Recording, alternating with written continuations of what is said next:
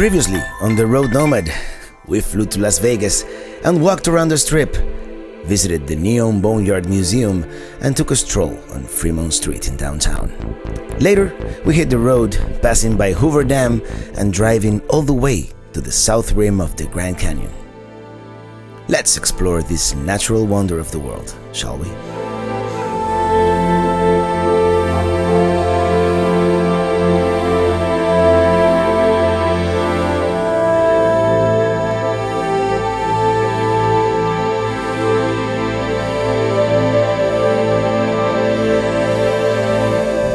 We were right out to our cabin here at the Bright Angel Lodge. Close the door behind me, it's freezing outside. And we got a partial view of the Grand Canyon. That night we have dinner at the Arizona Room, right on the Bright Angel Lodge, which is the hotel where we're staying. It's Southwestern-inspired food with some great Arizona wine. Actually, I didn't know Arizona made wine, so it's a pleasant surprise. After dinner, I take some night photography. Taking all these shots, I break my travel tripod in the process. Actually, taking this vertical picture, it's a disaster. And boy, is it cold. But it's even colder in the morning. We wake up to a beautiful sunrise.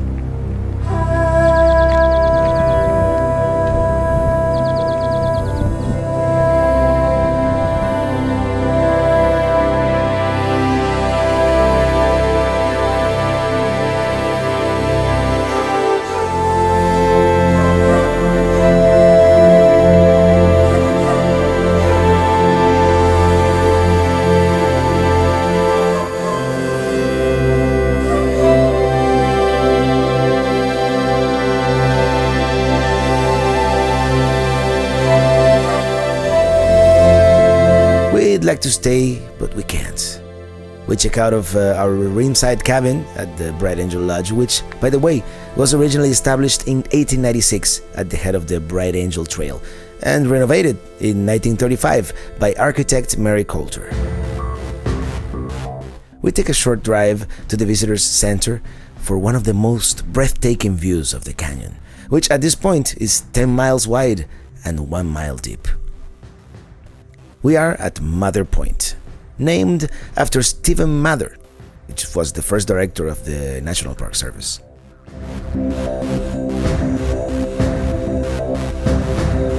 We continue driving on the East Rim Drive. We are now driving towards the Desert View Watchtower to get one last breathtaking view of the Grand Canyon.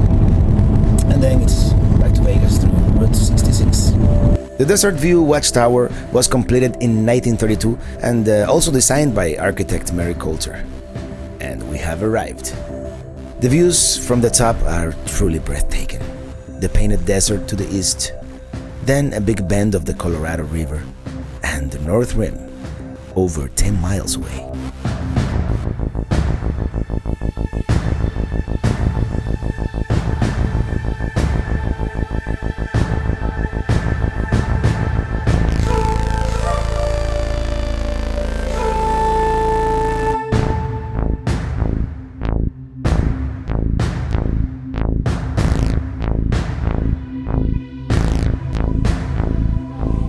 We take in the view one last time from the bottom.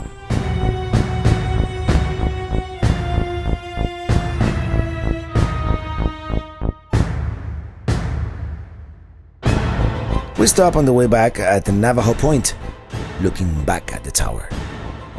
We have made that big traveler's mistake of planning ahead. We always seem to do that, I don't know why. We have tickets to a show tonight in Vegas, so we must be back at a certain time. So we reluctantly start driving west, still stopping here and there, but unable to linger much. One last time we approach the south rim of the Grand Canyon.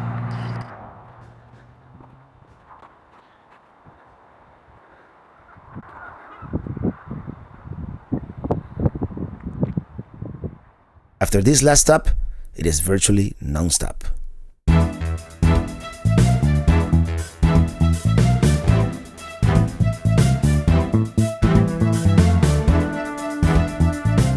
We We spice up the long drive by taking Route 66, which sets us back about half an hour, but it makes for a more interesting drive. At least we hope it will.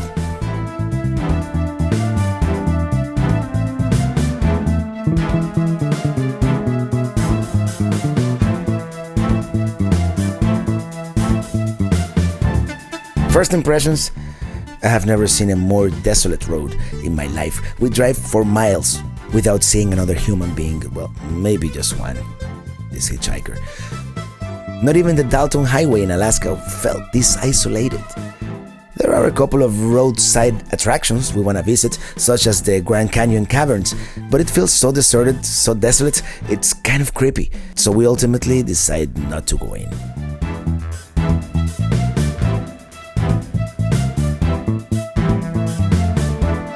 Even at the motel, there's not a soul. Actually, let's get out of here before a long-bearded guy playing a banjo comes after us. It is surreal. It's like we've gone to another dimension, an alternate reality. Well, at least there are cows. Yep, we are certainly getting our kicks on Route 66. We go through the town of Peach Springs in Hualapai country.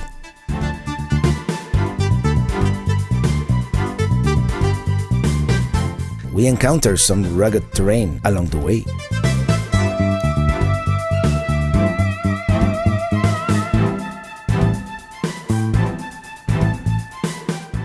Another point of interest along Route 66, according to the guidebooks, is the HACKBERRY General Store. Here you go. A few miles further west, we also encountered the Ranchero, another attraction of the past with this green statue, which disturbingly reminds me of Fidel Castro. I don't know why.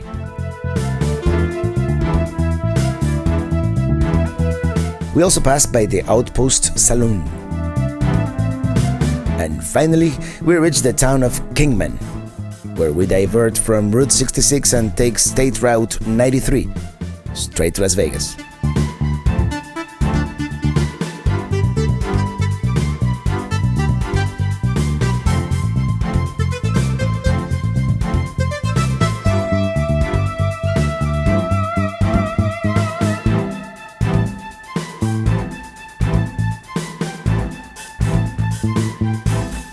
We once again passed by the Hoover Dam bypass bridge and into the state of Nevada.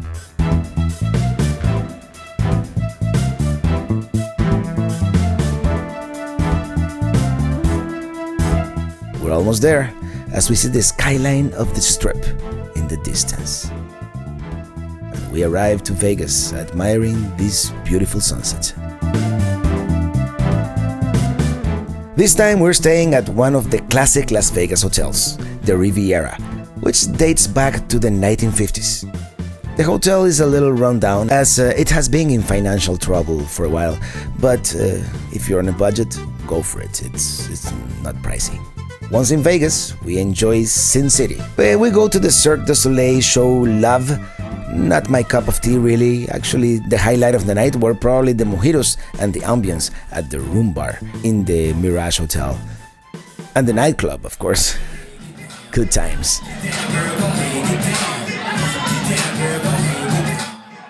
We can't really show you much of this because, as you know, what happens in Vegas kind of stays in Vegas, or so they say.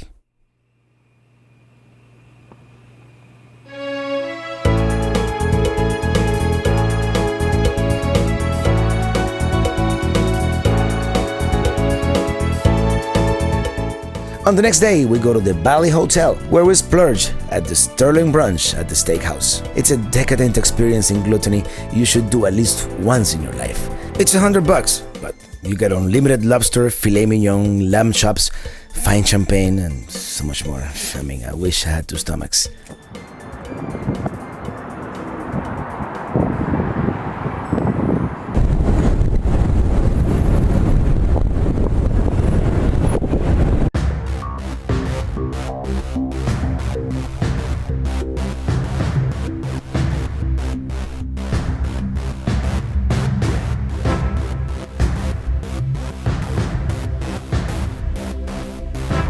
After this extravagant culinary experience, we hit the road again. This time we visit the Red Rock Canyon. It ain't no Grand Canyon, let's be clear about that, but it's just minutes away from the city and a beautiful place with a bunch of trails and this 12 miles scenic drive. We explored the whole 12 miles, stopping here and there for the obligatory photo ops.